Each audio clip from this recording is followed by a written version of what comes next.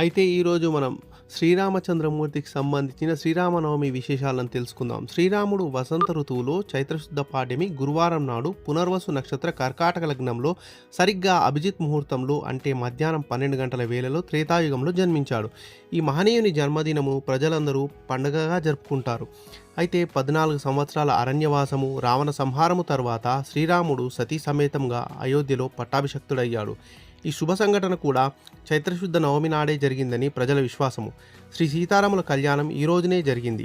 ఈ చైత్రశుద్ధ నవమి నాడు తెలంగాణలో గల భద్రాచలమందు సీతారామ కళ్యాణోత్సవం వైభవోపేతంగా జరుపుతారు. అయితే రామాయణంలో అయోధ్యకు రాజైన దశరథుడికి 3 భార్యలు, కౌసల్య, సుమిత్ర, కైకేయి. ఆయనకు ఉన్న బాధంతా సంతానం గురించే. సంతానం లేకపోతే రాజ్యానికి వారసులు ఉండరని అప్పుడు వశిష్ఠ మహాముని రాజుకు పుత్రకామేష్టి యాగం చేయమని సలహా ఇచ్చాడు. అప్పుడు ఋష్యశృంగ మహామునికి యజ్ఞాన్ని నిర్వహించే బాధ్యత అప్పచెప్పాడు. వెంటనే దశరథుడు తన ఆశ్రమానికి వెళ్ళి ఆయనను వెంట అయోధ్యకు తీసుకుని వచ్చాడు. ఆ యజ్ఞానికి తృప్తి చెందిన అగ్నిదేవుడు పాయసంతో నిండిన పాత్రను దశరథుడికిచ్చి భార్యలకు ఇవ్వమన్నాడు. అయితే దశరథుడు అందులో సగభాగం మొదటి భార్య కౌసల్యకి, రెండో భాగం చిన్నదైన కైకేయికి ఇచ్చాడు. అయితే ఈ వారిద్దరూ వాటాల్లో మిగిల్చి మూడో భార్య అయిన సుమిత్రకు మిగిలింది ఇచ్చారు. కొద్ది కాలానికి 3 గర్భం దాల్చారు. చైత్రశుద్ధ మాసం 9వ రోజైన నవమి నాడు మధ్యాహ్నం కౌసల్య రామునికి జన్మనిచ్చింది. అయితే ఈ పండుగ సందర్భంగా హిందువులు సాధారణంగా తమ ఇళ్లలో చిన్న సీతారాముల విగ్రహాలకు కళ్యాణోత్సవం నిర్వహిస్తుంటారు. చివరగా విగ్రహాలను వీధిలో ఊరేగిస్తారు. చైత్ర నవరాత్రి మహారాష్ట్రలో లేదా వసంతోత్సవం ఆంధ్రప్రదేశ్లో 9 రోజుల పాటు జరిగే ఉత్సవాలను ముగిస్తారు. ఇటీవల జరిపిన జ్యోతిశాస్త్ర పరిశోధన ప్రకారం శ్రీరాముడు క్రీస్తుపూర్వం శాలివాహన శకం 5114 జనవరి 10న జన్మించి ఉండవచ్చని భావిస్తూ ఉంటారు. అయితే ఉత్సవంలో విశేషాలు మనం తెలుసుకుందాం. ఆలయ పండితులచే నిర్వహింపబడే సీతారాముల కళ్యాణం ఈ ఉత్సవానికి భక్తులు పెద్ద సంఖ్యలో తరలివస్తారు. బెల్లం, మిరియాలు కలిపి తయారు చేసే పానకం చాలామందికి ఇష్టమైనది. ఉత్సవమూర్తుల ఊరేగింపు, రంగునీళ్లు చల్లుకుంటూ చాలా ఉల్లాసంగా సాగే వసంతోత్సవం. ఈ సందర్భంగా హిందువులు ఉపవాస దీక్షను పాటిస్తారు లేదా పరిమితమైన ఆహారం స్వీకరిస్తారు. దేవాలయాలను అందంగా విద్యుత్ దీపం కాంతులతో అలంకరిస్తారు. రామాయణాన్ని కూడా పారాయణం చేస్తారు. శ్రీరామునితో పాటు సీతాదేవిని, లక్ష్మణుని, ఆంజనేయుని కూడా ఆరాధించడం జరుగుతుంది. భద్రాచలంలో రామదాసు చే కట్టింపబడిన ఆలయం ఏదైతే ఉందో ప్రతి సంవత్సరం ఈ ఉత్సవం వైభవంగా చేస్తారు.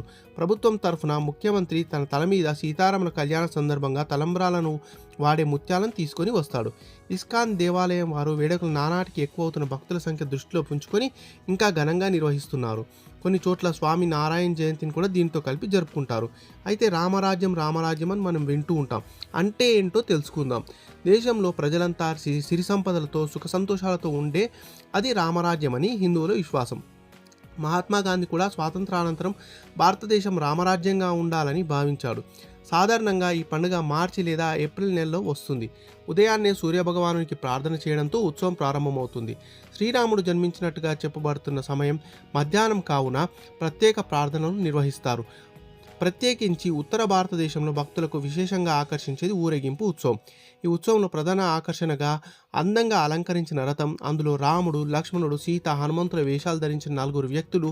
ఈ రథంతో పాటుగా పురాతన వేషధారణలో రాముని సైనికులుగా కొద్దిమంది అనుసరిస్తారు. ఊరేగింపులో పాల్గొనేవారు చేసే రామరాజ్యానికి గురించిన పొగడతలు, నినాదాలతో యాత్ర సాగిపోతుంది. అయితే ఒకసారి పార్వతీదేవి పరమేశ్వరుని విష్ణు సహస్రనామ స్తోత్రమునకు కాస్త సూక్ష్మమైన మార్గం చెప్పమని కోరుతుంది. ఎందుకంటే అందరూ విష్ణు సహస్రనామం చెప్పలేరు. దానికి పరమేశ్వరుడు, పార్వతీదేవి నేను నిరంతరము ఫలితం గురించి జపించేది ఇదే సుమా అని ఒక కింది శ్లోకం ఏదైతే ఉందో అది మంత్రోపాసన చేస్తాడు. అదేంటంటే శ్రీ రామ రామ రామేతి రమే రామే మనోరమే సహస్రనామ తత్తుల్యం రామనామ వరాననే. ఇది చదివితే విష్ణు సహస్రనామం చదివినంత పుణ్యం అన్నమాట. శుక్లాం వరదరం విష్ణుం శశివర్ణం చతుర్భుజం ప్రసన్నవదనం ధ్యాయేత్ సర్వవిఘ్నోపశాంతయే.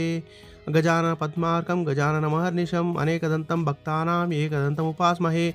మమోపాత్త సమస్త దురితక్షయ ద్వారా శ్రీ మహావిష్ణు ప్రీత్యర్థం శ్రీరామచంద్ర స్వామి పూజాం కరిష్యే. శ్రీ సీతారామస్వామి నమః. దీపం దర్శయామి. ఓం భూర్భువస్వః తత్సవితుర్వరేణ్యం భర్గో దేవస్య ధీమహి ధియో యో న ప్రచోదయాత్. సత్యంతరేణ పరిశించామి అమృతోపస్తర్ణమసి. ఓం శ్రీరామచంద్ర స్వామి నమః. నైవేద్యం నివేదయామి.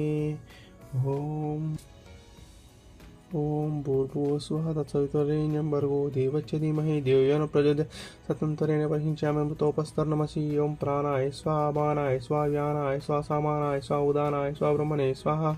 శ్రీరామచంద్ర స్వామి నమః. నైవేద్యం సమర్పయామి. శ్రీరామ రామ రామేతి రమే రామే మనోరమే సహస్రనామ తత్తుల్యం రామనామవరానినే. శ్రీరామచంద్ర స్వామి నమః. సీతారామస్వామి నమః. ఓం రాజాదిరాజాయ ప్రసాసాయినే నమో వయం వైశ్రవణ కుర్మనే సమేఘా మాకా కామాయ వశ్యం కామేశ్వరో వైశ్రవణో దతాతు కుబేరాయ వైశ్రవణాయ మహారాజాయ నమః. శ్రీరామచంద్ర స్వామి నమః. మినీ ఫుడీ ప్రేక్షకులందరికీ శ్రీరామనవమి శుభాకాంక్షలు. మీకు అందరికీ సంవత్సరం అంతా జయప్రదంగా ఉండాలని కోరుకుంటున్నాము. మినీ ఫుడీ ఛానల్ సబ్స్క్రైబ్ చేసి వీడియోని లైక్ చేయండి, మీ ఫ్రెండ్స్తో కూడా షేర్ చేయండి. విజయోస్తు.